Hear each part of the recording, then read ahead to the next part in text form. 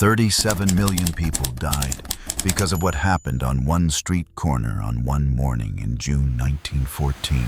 A 19-year-old boy from Bosnia. 2 shots at point-blank range into an open car.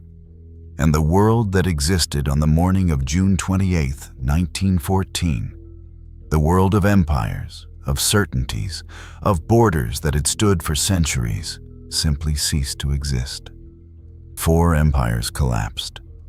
The conditions created by what happened that morning produced Adolf Hitler, World War II, the Holocaust, the atomic bomb, and the Cold War. Every single one of those dominoes traces back to one street corner in Sarajevo. One wrong turn, one stalled engine, one boy who had already failed to kill his target that morning and had given up. This is not a story about an assassination. This is the story of how the entire modern world was created by a mistake. To understand why Franz Ferdinand died, you first have to understand what he was. He was the heir to the Austro-Hungarian Empire, one of the largest and oldest empires on earth, stretching across Central Europe from Austria to the Balkans, ruling over 50 million people of a dozen different ethnicities, speaking a dozen different languages. An empire held together not by shared identity, but by the sheer weight of centuries of Habsburg rule. And Franz Ferdinand was the man next in line to hold all of it together. He was not supposed to be.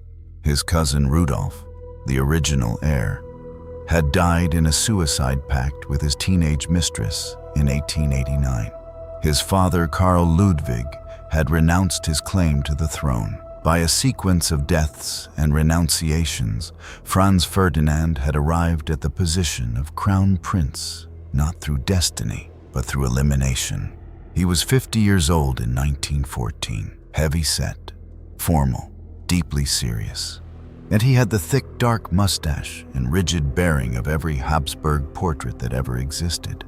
He was not warm, he was not beloved. The Emperor Franz Joseph, his elderly uncle who had ruled for 66 years, barely tolerated him. The Austrian court despised him for one reason above all others. He had married for love. Sophie Chotek was a lady-in-waiting, a member of the minor Bohemian nobility, far below the rank considered acceptable for an heir to the Habsburg throne. Franz Ferdinand had fallen completely in love with her and refused to give her up. The emperor had agreed to the marriage on one condition: it would be a morganatic union. Sophie would never be empress.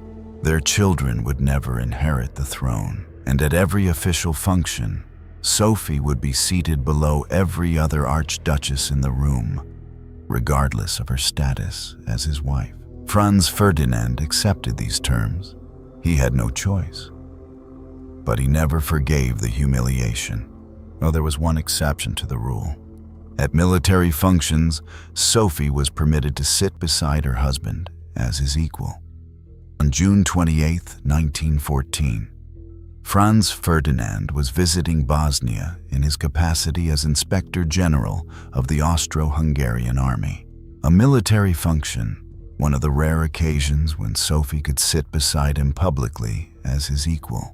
He had chosen this date specifically. June 28th was their wedding anniversary. Thus, he brought his wife to Sarajevo on their anniversary so she could sit beside him as an equal for one day. While Franz Ferdinand was preparing to travel to Sarajevo, a group of young men were preparing to kill him. The Black Hand was a Serbian nationalist secret society with one central ambition: to unite all South Slavic peoples under Serbian rule and break apart the Austro-Hungarian Empire that controlled Bosnia and millions of Slavic people within its borders. They were not random fanatics. They were organized, funded, and connected directly to Serbian military intelligence. And in the spring of 1914, the Black Hand recruited 7 young Bosnian nationalists, most of them teenagers, most of them dying of tuberculosis, all of them burning with revolutionary fury, trained them in basic assassination techniques, gave them weapons, and smuggled them across the border into Bosnia. Their leader was Dragutin Dimitrievich, known as Apis, the chief of Serbian military intelligence, a man who understood that a single high-profile assassination at the right moment could detonate the powder keg of European politics. He was correct. Among the 7 recruits was Gavrilo Princip, 19 years old, 5 feet 2 inches tall, thin and pale from the tuberculosis already eating at his lungs. He had failed the entrance exam for the Serbian military because he was considered physically too small and too weak to be a soldier. Now they gave him a Model 1910 pistol and 6 bullets. They gave him a cyanide capsule to swallow after the shooting, so he could not be captured and interrogated. On June 27, 1914, Gavrilo Princip and 6 other young men were in position in Sarajevo. They had the weapons, they had the plan, they had the route of the Archduke's motorcade. What they did not have was competence. The motorcade left the Sarajevo railway station at approximately 10 a.m. on June 28, 1914. 6 cars, Franz Ferdinand and Sophie in the 3rd car, an open-topped Grafenstift touring car, the Archduke in his light blue military uniform covered in decorations, Sophie in a white dress and hat beside him, driving along the Appel Quay toward the City Hall for an official reception. The 7 assassins were positioned along the route. The first one did nothing, and he lost his nerve completely as the car passed and stood frozen on the pavement. The second one, Nedeljko Chabrinovic, threw a hand grenade directly at the Archduke's car. Franz Ferdinand saw it coming. He raised his arm and deflected the grenade. It bounced off the back of the car, fell under the following vehicle, and exploded. 2 of Franz Ferdinand's aides were wounded. The Archduke was completely unharmed. Chabrinovic swallowed his cyanide capsule and jumped into the Miljacka River. The cyanide was old and ineffective. It made him vomit. The river was 4 inches deep. He was pulled out immediately, beaten by the crowd, and arrested. The motorcade accelerated and drove straight through the remaining 5 assassins before any of them could react. Every single one of them failed to act. The most important assassination in the history of the modern world had been attempted and failed completely in under 30 seconds. Franz Ferdinand arrived at City Hall, shaken and furious, and he delivered his scheduled speech. He attended the official reception, and then he made the decision that would kill him. He insisted on changing his route to visit the wounded aides at the hospital. His security chief, General Potiorek, agreed. They would take a different route, along Franz Joseph Street rather than the Appel Quay, to avoid the area where the grenade had exploded. Someone forgot to tell the drivers. At approximately 10:45 a.m., the motorcade left City Hall and turned onto the Appel Quay. The original route, the wrong route, the route they had specifically decided not to take. General Potiorek realized the mistake immediately. He leaned forward and told the lead driver to stop. They needed to turn around and take Franz Joseph Street to the hospital. The lead driver braked and began to turn right onto Franz Joseph Street. This was the wrong turn. Franz Joseph Street was not the route to the hospital. It was the original assassination route. The car slowed almost to a stop as the driver attempted to reverse and correct the turn. And standing 5 feet away on the pavement outside Schiller's Delicatessen was Gavrilo Princip. He had given up. After the failed grenade attack, he had assumed the assassination was over. Now he had drifted away from his position and was standing on the corner outside the deli when the Archduke's open-topped car rolled to a stop directly in front of him. Princip was so close he could have reached out and touched the car. He drew his Browning pistol and fired twice. And the first bullet struck Franz Ferdinand in the jugular vein. The second struck Sophie in the abdomen. Both shots fired in under 3 seconds from a distance of approximately 5 feet. Princip immediately swallowed his cyanide capsule. Like Chabrinovic's, it was old and ineffective. He was seized by the crowd, beaten and arrested before he could be torn apart. In the car, Franz Ferdinand was still upright, blood pouring from his neck, repeating the same words over and over. Eyewitnesses heard him say, Sophie dear, don't die. Stay alive for our children." Sophie was already unconscious. She died before the car reached the governor's residence. Franz Ferdinand died 11 minutes after being shot. By 11 a.m., both were dead. By August 1914, the world was at war. For over a century, the story told about this assassination has been built around coincidence. The wrong turn, the sandwich, the impossible luck of a failed assassin finding himself 5 feet from his target by pure chance. But modern historians have gone back to the primary sources: the court transcripts, the eyewitness testimony, the physical geography of Sarajevo on that morning. And what they found reframes everything. The wrong turn was not random. A Franz Joseph Street, where the car turned, was one of the original planned assassination positions.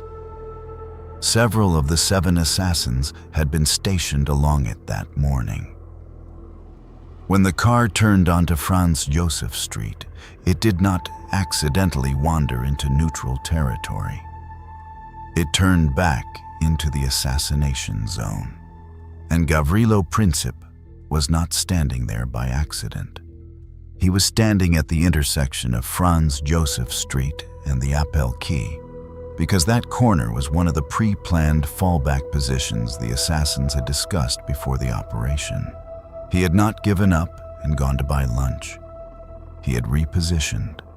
The assassination of Franz Ferdinand was not a miracle of coincidence. It was the result of a plan that failed, recovered, and succeeded anyway, because the men who built it had placed their pieces on enough squares of the board that when the car made a wrong turn, it drove straight into one of them. The modern world was not created by accident. It was created by determination that refused to accept failure. Franz Ferdinand and Sophie were buried on July 4, 1914, at Artstetten Castle in Austria. The Emperor Franz Joseph did not attend the funeral. Even in death, the court maintained its position. Sophie's coffin was placed on a lower level than her husband's. A fan and white gloves placed on top of it to indicate that she had died as a lady-in-waiting rather than as royalty. Franz Ferdinand had spent his entire marriage fighting for her dignity. The court denied it to her one final time in her coffin. Gavrilo Princip was 19 years old and therefore too young to be executed under Austro-Hungarian law. He was sentenced to 20 years in prison. He died of tuberculosis in April 1918, 4 years after the assassination, 4 months before the war ended. He never saw the world he helped create. Austria-Hungary issued an ultimatum to Serbia on July 23rd, deliberately designed to be rejected. Serbia rejected it. Austria-Hungary declared war on July 28th, exactly 1 month after the assassination. Russia mobilized in support of Serbia. Germany declared war on Russia. France entered. Germany invaded Belgium. Britain declared war on Germany. In 37 days, a regional dispute became a continental catastrophe. By November 1918, when it was finally over, the Austro-Hungarian Empire was gone. The German Empire was gone. The Russian Empire was gone. The Ottoman Empire was gone. 4 of the most powerful political structures in human history had ceased to exist. The map of Europe had been redrawn completely. 37 million people were dead. The humiliation imposed on Germany by the Treaty of Versailles created the economic and political conditions that produced the Nazi Party. Adolf Hitler served in World War I. He was radicalized by its outcome. Without Franz Ferdinand's assassination on June 28, 1914, there is a serious historical argument that Hitler never comes to power, World War II never happens. 6 million Jewish people are not murdered in the Holocaust, and nuclear weapons are never used on a civilian population. All of it traces back to one street corner, one wrong turn, one stalled engine, one young man with a pistol who had already failed once that morning. Gavrilo Princip wanted to free Bosnia from Austro-Hungarian rule, as he succeeded beyond anything he could have imagined, and created a catastrophe beyond anything he could have comprehended. Franz Ferdinand wanted one day where his wife could sit beside him as his equal. He got it. Their last day together, their wedding anniversary, June 28, 1914. The man nobody wanted as heir, the woman who was never allowed to be Empress, together in an open car on a sunny morning in Sarajevo, and then the world ended. If you made it this far, you already know why this story matters. Subscribe to Fading Chronicles for true stories told completely, from the very beginning to the very end.